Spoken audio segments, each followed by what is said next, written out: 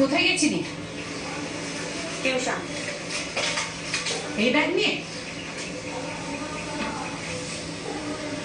আচ্ছা, তুই 12 ক্লাসে পড়িস, এখনো লক্ষ্মীশ্রী আসেনি?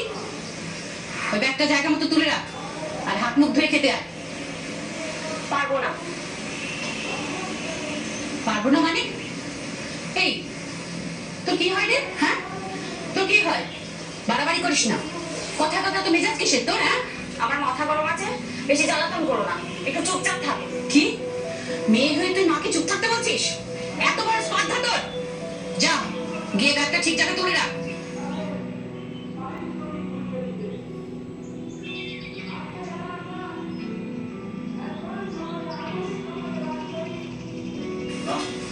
সেগুলো কমা হচ্ছে।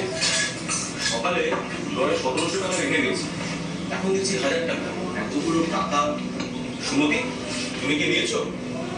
আমি আমি তোমাকে না জানি কখনো তোমার টাকায় হাত দিই?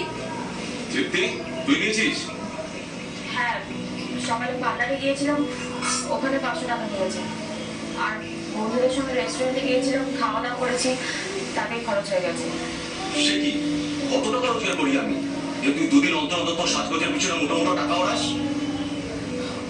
কাউকে না জানিয়ে এরকম টাকা নেওয়াটা ভালো নয়।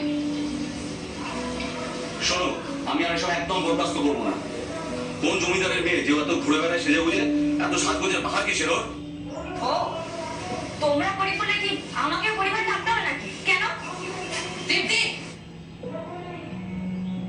আসলে কি বলতো, টাকা পয়সায় কেউ গরিব হয় না, তোমরা হচ্ছে মন থেকে বলি।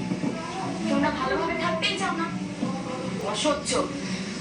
তোমরা যে আমার বাবা মা কি করে হলে কে জানে।